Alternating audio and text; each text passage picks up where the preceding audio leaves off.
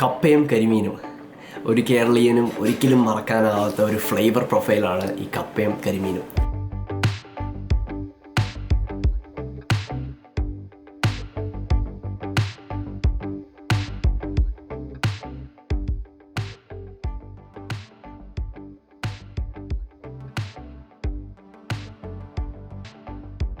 കരിമീൻ നമുക്ക് റെഡിയാക്കി എടുക്കാനായിട്ടുള്ള ഇൻഗ്രീഡിയൻസിൽ വരുന്നത് സവോള ഒരെണ്ണം, കരിമീൻ 4 എണ്ണം നമ്മളിവിടെ എടുക്കുന്നുണ്ട്, ഇഞ്ചി 2 ടീസ്പൂൺ, വെളുത്തുള്ളി 3 അല്ലി, തക്കാളി ഒരെണ്ണം, ചെറിയുള്ളി 3 എണ്ണം, പച്ചമുളക് ഇത് നമുക്ക് ആവശ്യത്തിന് എടുക്കാവുന്നതാണ്. ഇവിടെ നമ്മൾ ഒരെണ്ണമാണ് എടുക്കുന്നത്. അതുപോലെ മുളക് പൊടി 1 ടേബിൾ സ്പൂൺ, കടുക് 1 ടീസ്പൂൺ, അതുപോലെ കരിവേപ്പിലയും. പിന്നെ പൊടിവർഗ്ഗങ്ങളിൽ നമ്മൾ എടുക്കുന്നത് turmeric powder 1/2 teaspoon, pepper powder 1 teaspoon, garam masala 2 teaspoon, അതുപോലെ കായം 1/4 ടീസ്പൂണും നമ്മളിവിടെ എടുക്കുന്നുണ്ട്.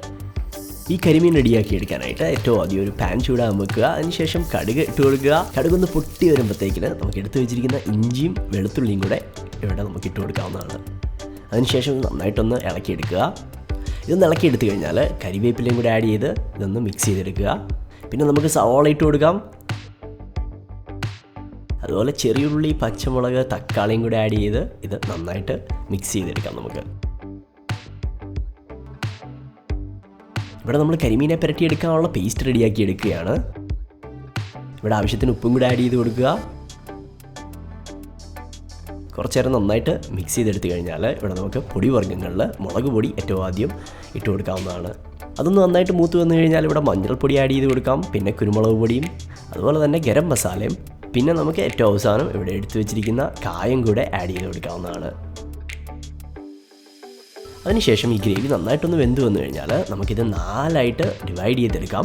4 കരിമീനയിലും വെക്കാനായിട്ടാണ് നമ്മളിത് 4 ഡിവൈഡ് ചെയ്തെടുക്കുന്നത്. ഇത് നമ്മൾ ട്രഡീഷണലി വാഴയിലയിലാണ് പൊള്ളിച്ചെടുക്കുന്നത്. ഇവിടെ നമ്മളിന്ന് ഫോയിൽ പേപ്പറിലാണ് പൊള്ളിച്ചെടുക്കാൻ പോകുന്നത്. അതിനായിട്ട് ഏറ്റവും ആദ്യം കുറച്ച് എണ്ണ ഇവിടെ നമ്മൾ ഒഴിച്ചു കൊടുക്കുകയാണ്. അതിനുശേഷം കരിമീൻ ഇവിടെ നമ്മൾ എണ്ണയ്ക്കകത്ത് നന്നായിട്ടൊന്ന് പുരട്ടിയെടുക്കുക. പിന്നെ നമ്മൾ നേരത്തെ റെഡിയാക്കി വെച്ച ആ ഗ്രേവി ഈ കരിമീനിലോട്ട് പുരട്ടിയെടുക്കാവുന്നതാണ്. കരിമീൻ്റെ എല്ലാ ഭാഗത്തും ഈ ഗ്രേവി വരുന്ന രീതിയിൽ നന്നായിട്ടൊന്ന് പുരട്ടിയെടുക്കുക.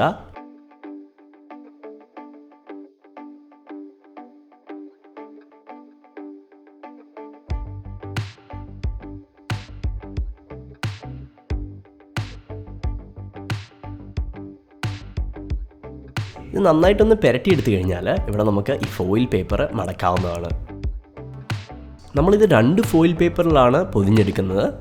ഈ ഒന്നാമത്തെ ഫോയിൽ പേപ്പർ നന്നായിട്ടൊന്ന് ക്ലോസ് ആയിട്ട് ടൈറ്റ് ചെയ്ത് കഴിഞ്ഞാൽ രണ്ടാമത്തെ ഫോയിൽ പേപ്പറും കൂടെ ആഡ് ചെയ്യാം. ഇത് നന്നായിട്ട് നമ്മൾ ടൈറ്റ് ചെയ്തെടുക്കുക.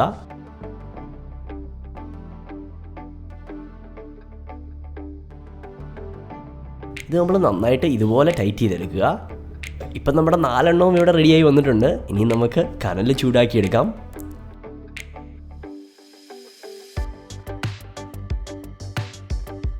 കനലൊന്ന് നന്നായിട്ട് ചൂടായി വന്നു കഴിഞ്ഞാൽ ഈ കരിമീൻ നമുക്ക് പൊള്ളിച്ചെടുക്കാനായിട്ട് ഇതിൻ്റെ മേളിലോട്ട് വെക്കാവുന്നതാണ്.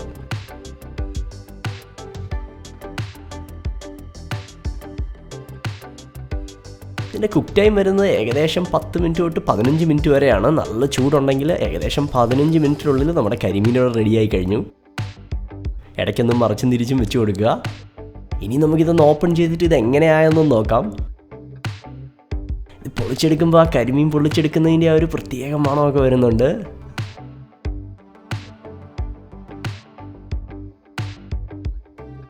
ഇവിടെ നോക്കിക്കഴിഞ്ഞാൽ നമുക്ക് കാണാം നല്ല അടിപൊളിയായിട്ട് വന്നിട്ടുണ്ട് കരിമീൻ.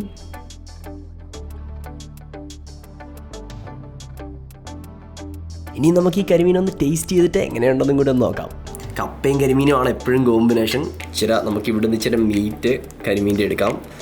അതുപോലെ തന്നെ ഗ്രേവി ഇവിടെയുണ്ട്. ഗ്രേവിയും കൂടെ കൂട്ടിയെടുത്തിട്ട് കപ്പയും കൂടെ മിക്സ് ചെയ്ത് ആദ്യം ഒരു ബൈറ്റ് കരിമീൻ മാത്രമായിട്ട് നമുക്കൊന്ന് പിടിക്കാം. കപ്പയും കരിമീനും ഒരു കേരളീയനും ഒരിക്കലും മറക്കാനാവാത്ത ഒരു ഫ്ലേവർ പ്രൊഫൈലാണ് ഈ കപ്പയും കരിമീനും. പ്രത്യേകിച്ച് കരിമീൻ എന്ന് പറഞ്ഞാൽ നമ്മൾ കേരളീയർക്ക് ഒരു പ്രത്യേക ഫീലാണ്. അതുതന്നെയാണ് എപ്പോഴും ഓരോ ബൈറ്റിലും നമ്മൾ ഓരോ കപ്പയും കരിമീനും കഴിക്കുമ്പോൾ നമുക്ക് കിട്ടുന്ന ആ ഒരു ഫീല്. ഈ വീഡിയോസ് എല്ലാം നിങ്ങൾക്ക് ഇഷ്ടപ്പെടുന്നു പ്രതീക്ഷിക്കുന്നു. ഇതുപോലത്തെ അടിപൊളി റെസിപ്പീസ് നിങ്ങളുടെ മുന്നിലേക്ക് ഇനിയും ഞങ്ങൾ കൊണ്ടുവരുന്നതാണ്. എല്ലാ കൂട്ടുകാർക്കും വലിയൊരു നന്ദി.